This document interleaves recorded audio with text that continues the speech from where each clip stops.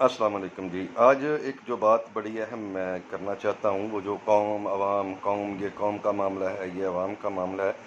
تو اس کو سیاسی لوگ جو قوم اور عوام ہے، اس لفظ کو صرف اپنے لیے، اپنے ذاتی مفادات کے لیے، عوام کے دلوں میں، لوگوں کے دلوں میں گھر کرنے کے لیے استعمال کرتے ہیں۔ ان کو عوام سے اور قوم سے کوئی سروکار نہیں ہے۔ اس وقت جب میں آپ سے مخاطب ہوں تو پی ڈی ایم یعنی پاکستان ڈسٹرکشن موومنٹ، پاکستان کی تباہی کی جو تحریک ہے، جو چور لٹیرے ہم پہ جو مسلط کیے گئے ہیں، انہوں نے کل سپریم کورٹ کے آنے والے ممکنہ جو ان کے خلاف فیصلہ آنا تھا، اس سے بھاگتے ہوئے سپریم کورٹ کا بائیکاٹ کر دیا۔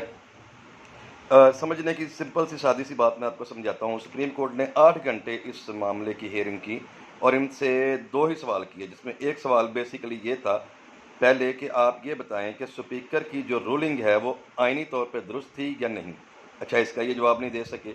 اس کے بعد انہوں نے فل کورٹ کا مطالبہ کیا تو عدالت نے اس پہ ان سے دلائل مانگے اور تقریباً 2.5 گھنٹے تک یہ دلائل پی ٹی آئی کے وکیلوں نے بھی دیے اور حکومتی اتحاد نے بھی دیے، اور عدالت نے پوچھا کہ آپ بتائیں کہ فل کورٹ کیوں بنے۔ فل کورٹ جو ہے وہ پیچیدہ معاملات پہ بنایا جاتا ہے، تو اس پہ یہ سیدھا سادہ سا معاملہ ہے۔ آپ سے ایک ہی سوال کر رہے ہیں کہ سپیکر کی جو رولنگ ہے اس کو آئینی طور پہ آپ درست ثابت کرتے ہیں۔ تو یہ 8 گھنٹے کی ٹوٹل ہیئرنگ تھی تقریباً، جو سپریم کورٹ میں ہوئی، اور یہ ان کے وکیل جو ہیں وہ ثابت نہیں کر سکے۔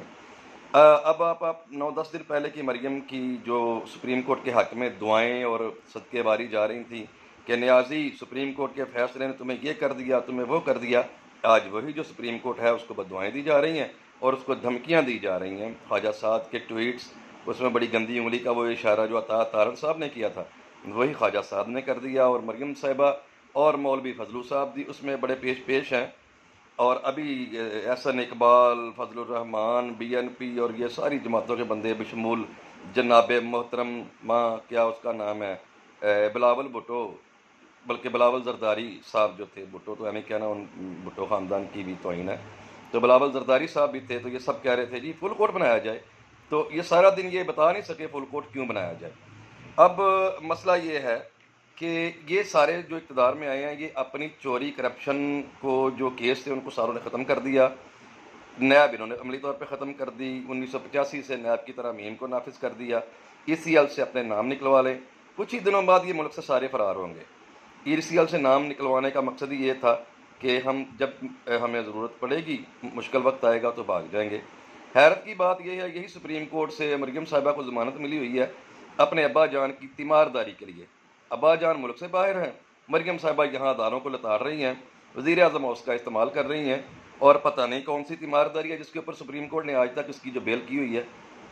اور عرض یہ ہے کہ عوام عوام، قوم قوم، عوام کہہ کے یہ صرف ہمیں بیوقوف بناتے ہیں۔ اب عوام کو جاگ جانا چاہیے اور سچ کو دیکھنا چاہیے۔ بہت آسان ہے، کوئی مشکل نہیں ہے۔